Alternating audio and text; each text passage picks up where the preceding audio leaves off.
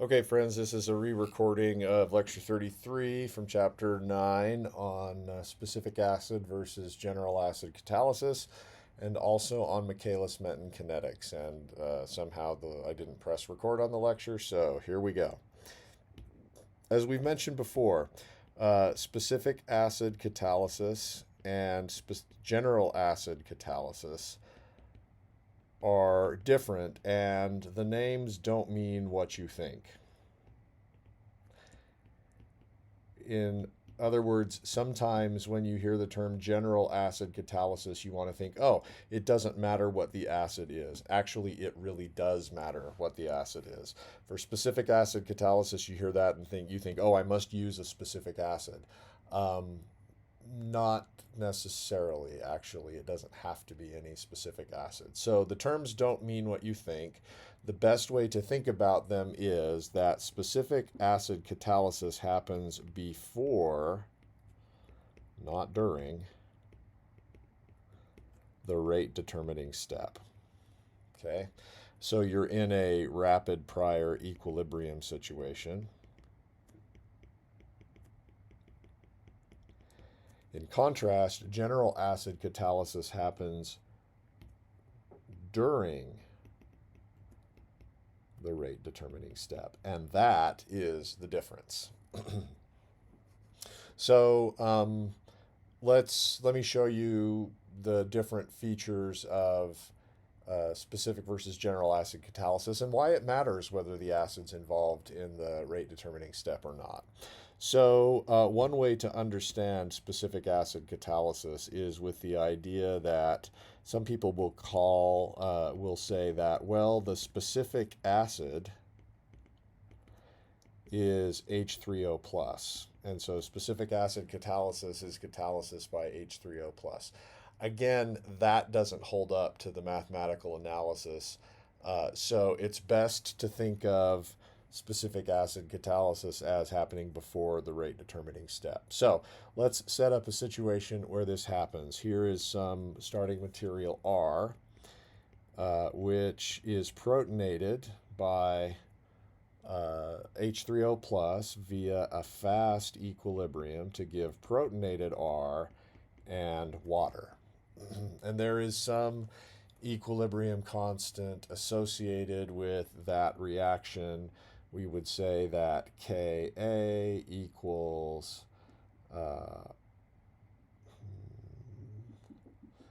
H3O plus times R concentration divided by RH plus concentration. The forward, all right, that's a relationship we can get. It's basically the dissociation of this acid in the presence of, dissociation of RH plus in the presence of water gives you these products, and Ka gives you the relationship between those materials. Though, as written, the equilibrium constant for this reaction, the forward direction, is not what's written as Ka here. But what we mean is that we can express the extent of RH plus, the amount of RH plus, as H3O plus times the concentration of R times the Ka. All right? And because this equilibrium is fast, we're going to assume that this is always true. Then, after we form RH, we take protonated R, and it undergoes a slow conversion into protonated product, which then undergoes fast loss of its proton to generate product P and release catalyst H3O plus. With this in mind, we would say that the rate of appearance of product, dP dt, is equal to our rate constant times the concentration of RH plus, which we've said equals the concentration of RH plus simply equals H3O plus times the concentration of R. And if you keep pH constant,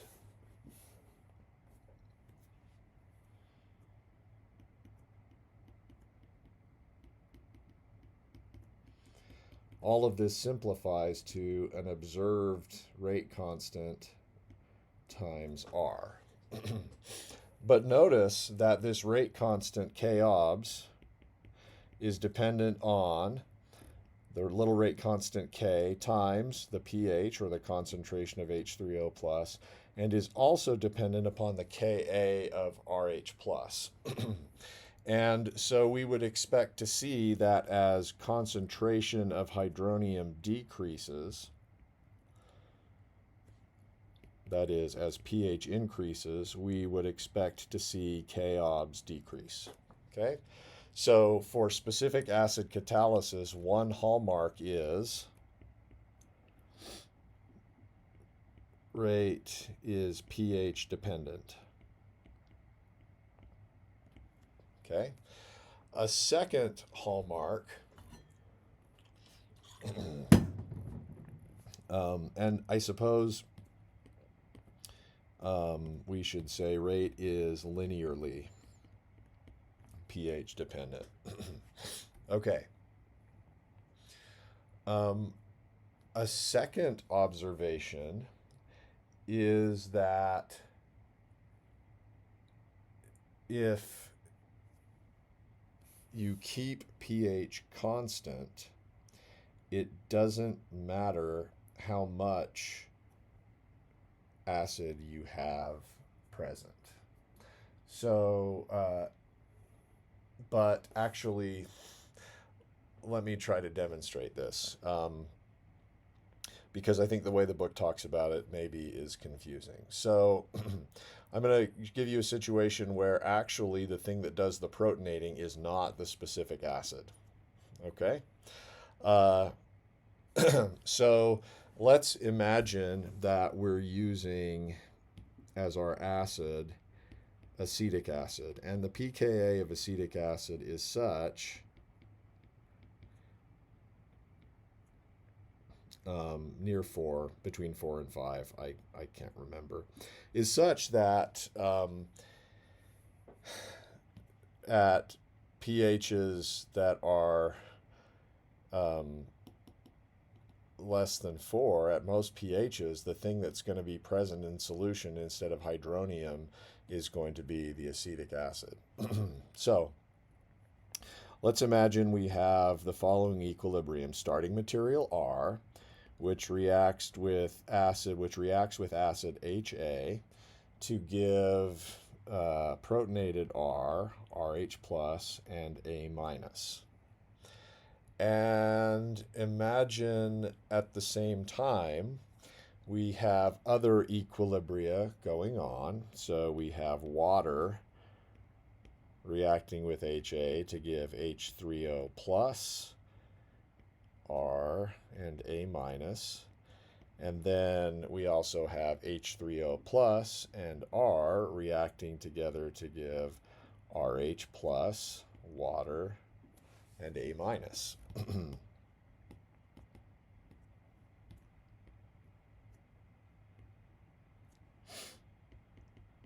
Okay. Now, if I look at this equilibrium constant for this setup, and then from this point on, we'll have slow conversion. Sorry, hold that thought. Slow conversion with rate K of RH to protonated product, and then fast deprotonation of our protonated product by water to give us the final product. Okay? And as before, we would say one way to formulate this rate law would be to say dP dt is equal to rate constant K times the concentration of RH plus. All right? And we could define that concentration of RH plus based on this equilibrium constant. So KEQ equals RH plus times A minus divided by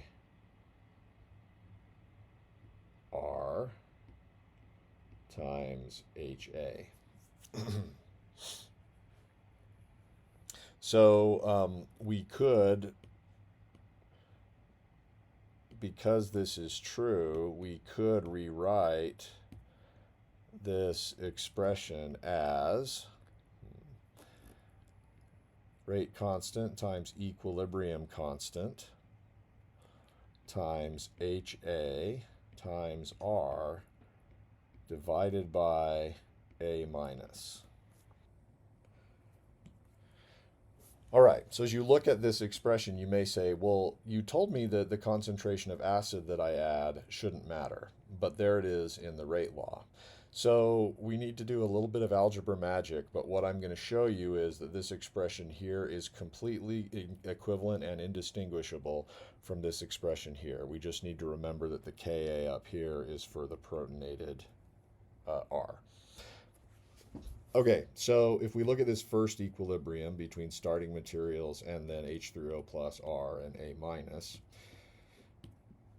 we could say that Ka of acid HA should be equal to the concentration of H3O plus times the concentration of HA divided by the concentration of HA.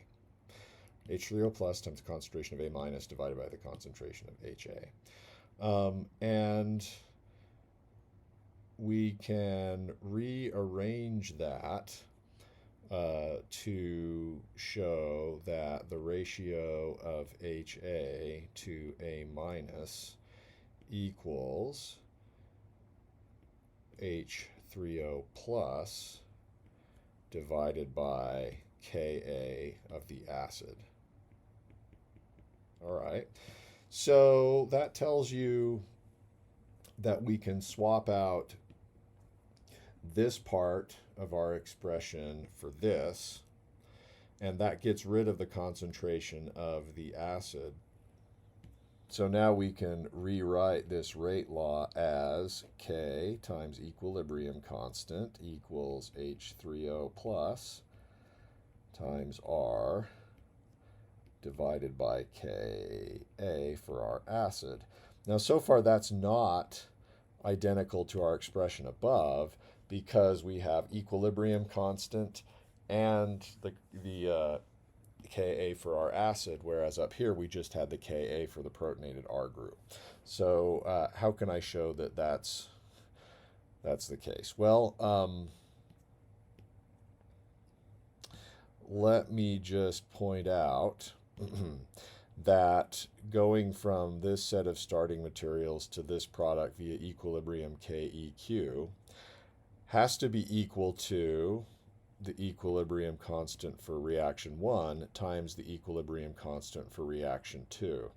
Now, for reaction 1, as I've said, the equilibrium constant is this Ka.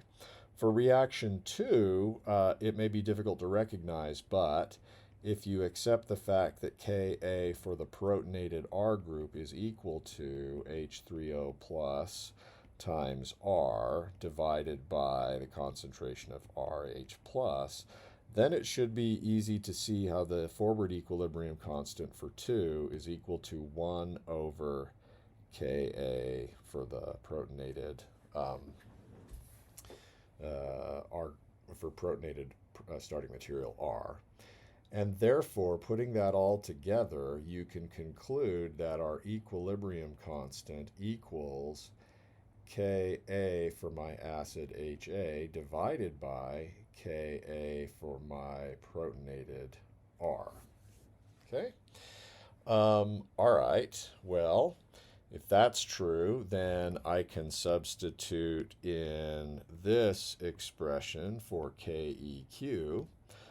So let's do that. KEQ equals Ka for the acid HA divided by Ka for the protonated R times H3O plus times R and divided by Ka for the acid.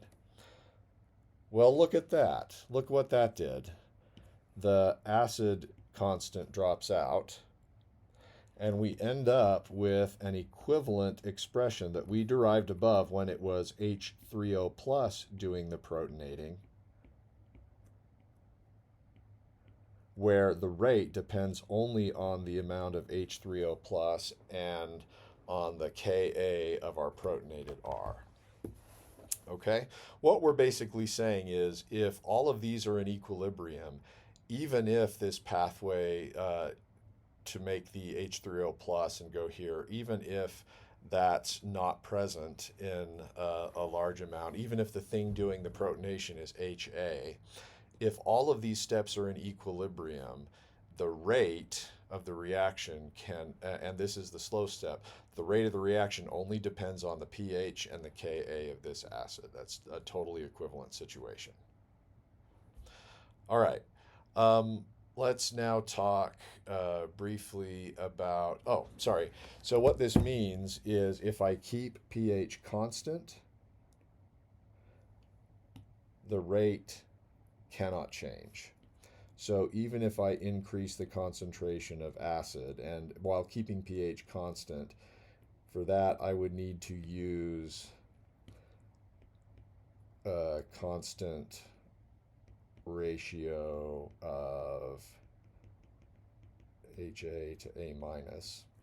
But if I keep pH constant, but I increase the concentration of acid, the reaction speed doesn't change. Doesn't change due to the concentration of acid added.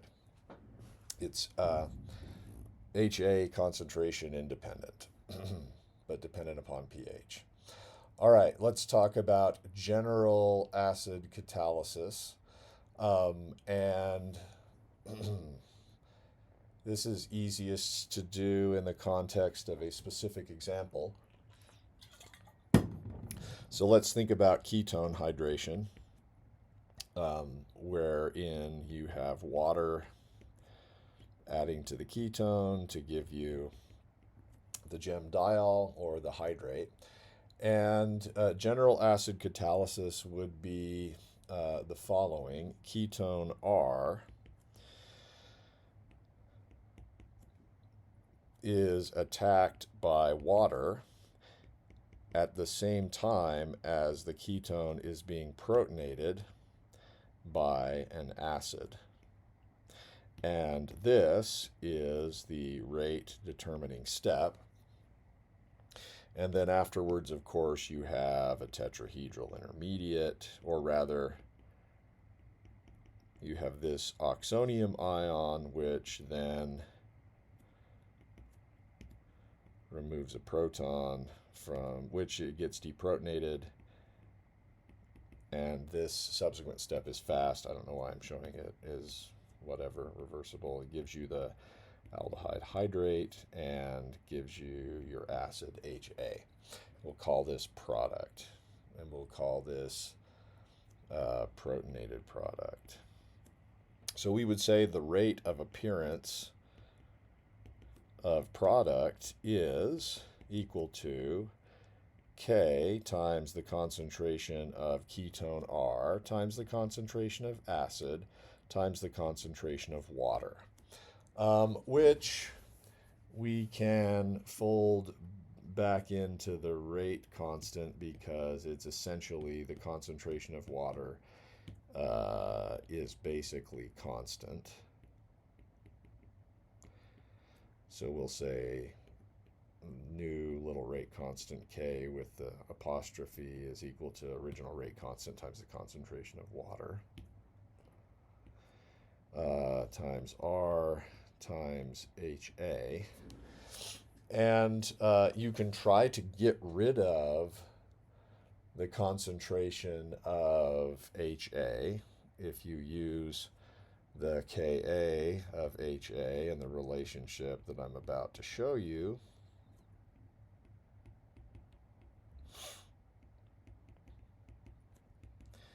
You can rewrite this expression, but you can never get away from having some form of the acid or its conjugate base in the rate law. So, based on this, you would predict that if I have k-obs here, even, oops, sorry, that should be Ka for the acid HA. All right, what this means is if I keep the pH constant but increase my concentration of HA, I'm going to see linear dependence. So one hallmark of general acid catalysis is that the k-obs depends linearly on the concentration of acid. And that makes sense because it's in the transition state. What about pH? Well, if you change pH, as long as there is plenty of HA in solution, the pH doesn't change the rate of the reaction. But as soon as we get to the pKa value of HA, at that point there stops being enough HA in solution to do the catalysis and the rate goes down. Okay, so it's a more complicated dependence on pH. In a low pH regime below the pKa of your acid HA, the rate is independent of pH, but once you hit the pKa of that acid, the rate slows down dramatically. Okay, with that in mind, I want to just briefly begin our discussion of Michaelis-Menten enzyme kinetics.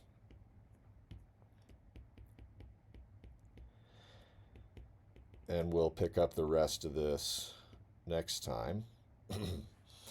You can represent the catalysis of an enzyme converting substrate to product as the following equation. E is free enzyme. That means enzyme that's not bound to substrate or to product. S is substrate. That is the starting material. They bind to each other to form what is called the enzyme substrate complex. Then in a slow step, we convert the enzyme substrate complex into the enzyme product complex.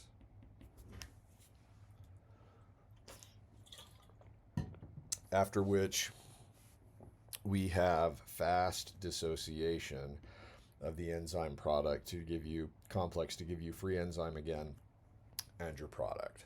So Kcat, that's the catalytic step. If you think about the rate of this step, if we were to write a rate law for this individual step, we would say that equals Kcat times the enzyme substrate complex.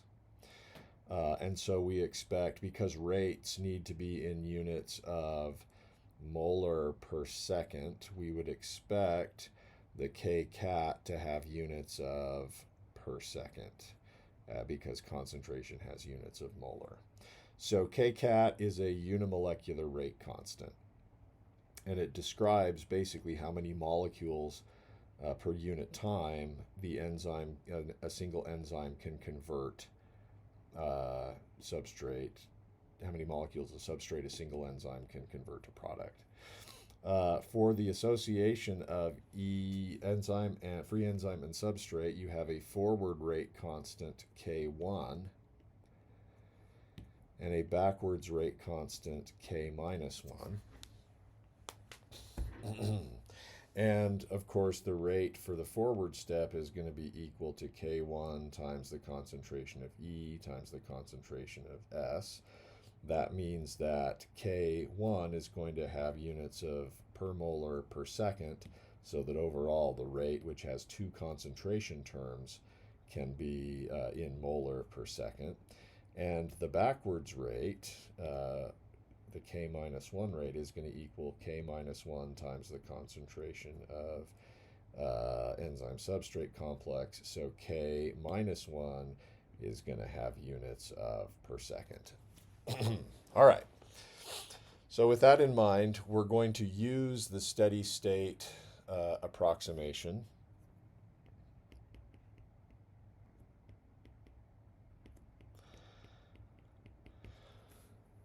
to say that the concentration of enzyme substrate complex is small, and therefore that the rate of change of that concentration is also negligible. And then we're going to write all of the steps that generate enzyme substrate complex. That's the K1 times E times S.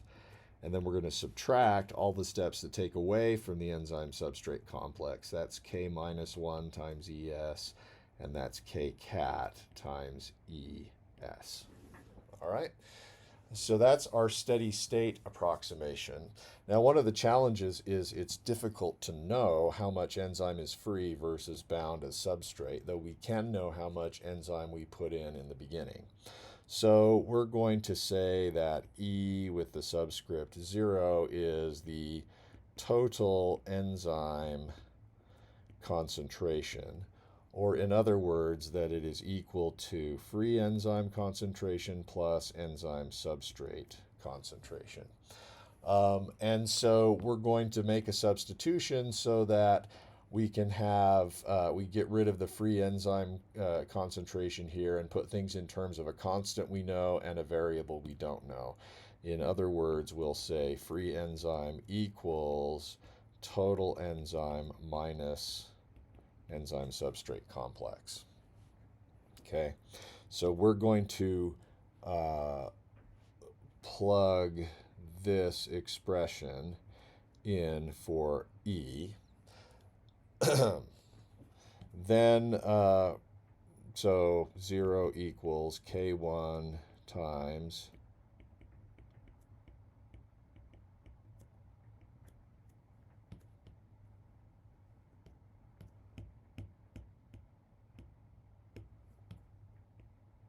all right. And then we're going to, you do algebra, we're going to isolate terms and come to the conclusion that the concentration of enzyme substrate should equal K1 times the starting concentration of enzyme times substrate concentration divided by K1 times substrate concentration plus K minus 1 plus K cat. And therefore, that the rate of the reaction, which equals K cat times ES, should be equal to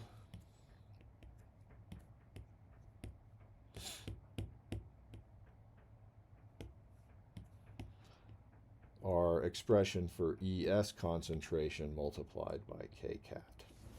Now, at this point, we could stop. This is a perfectly decent way to formulate the rate law.